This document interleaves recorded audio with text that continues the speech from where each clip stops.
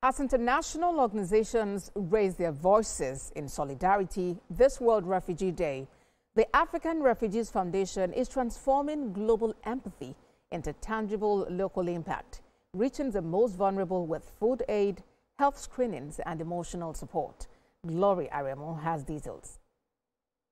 Every June 20, the world pauses to acknowledge the plight, resilience, and rights of displaced people across borders. According to the United Nations Refugee Agency, the number of forcibly displaced persons globally has now exceeded 123.2 million, many forced from their homes by conflict, persecution, or climate-related disasters. To mark World Refugee Day 2025, the African Refugees Foundation extended direct support to vulnerable communities, providing food supplies, medical checkups, and mental health counseling. You see, everybody just takes it for granted that we all live and we wake up, things don't happen to us, disasters are not prevalent in our lives, in some of our lives. But on this day, it's for us to remember that there are migrants, there are refugees globally. And worldwide you have well over 50 million refugees and people who are displaced internally. So we need to remember them. We welcome refugees with open arms. We do more than provide shelter. We activate the true power of community to restore dignity and rebuild lives. In Nigeria alone, there are more than 85,000 registered refugees and approximately 3.1 million internally displaced persons, most of them victims of insurgency in the northeast, communal clashes, and terror-related violence that have turned communities apart. Stakeholders emphasize that meaningful support for IDPs requires strong political will and robust public-private partnerships. And I would urge everybody to come out and support them. We have wars all over. We have our challenges in Nigeria.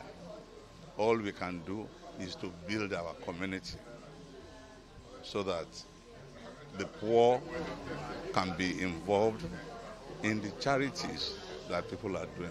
The foundation also deployed trainers to equip refugees and IDP camp residents with life skills to boost their self-reliance.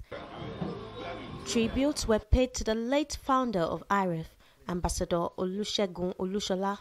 Stakeholders say his legacy endures in the foundation's mission that every act of support for displaced persons makes a difference. Glory Aremu, TVC News, Lagos. Nigeria Country Representative for the UNHCR, Arjun Jain, joins me live for more on the World Refugee Day. Good to have you join us at this time. 85,000 registered refugees and approximately 3.1 million IDPs in Nigeria. Why do these numbers continue to rise? Well, actually, the numbers are much greater. We have close to 140,000 asylum seekers and refugees from neighboring countries in Nigeria, and Nigeria has been actually quite generous in terms of its asylum policies. But a more worrying trend is the fact that we have around 4 million Nigerians who are forced to be displaced, both internally displaced in this country as well as those living in neighboring countries, and that makes up 3% of the world's displaced population. And that number continues to grow. We've seen recently the violence in Benue. We're seeing that the situation in Borno, while has improved, is now facing a few more threats. We've seen the Northwest also being attacked by bandits, and that's displacing a large number of people. So that is one reason for us to be concerned on World Refugee Day today, when we should be showing solidarity and support to displaced communities and helping them find solutions. Very important. But then what must we do as a people to address the root causes of displacement in Nigeria? Well, the root causes have to be addressed through political dialogue. It has to be addressed through finding ways to prevent people from being displaced. And what we are really worried about is our own situation. We are very heartened to see in Nigeria some members of the private sector, Tropical General Investment, for instance, is a company that we're working with, and other NGOs that are doing some amazing work here. Because at the end of the day, the solutions in Nigeria can only be found by Nigerians and by mechanisms that exist here.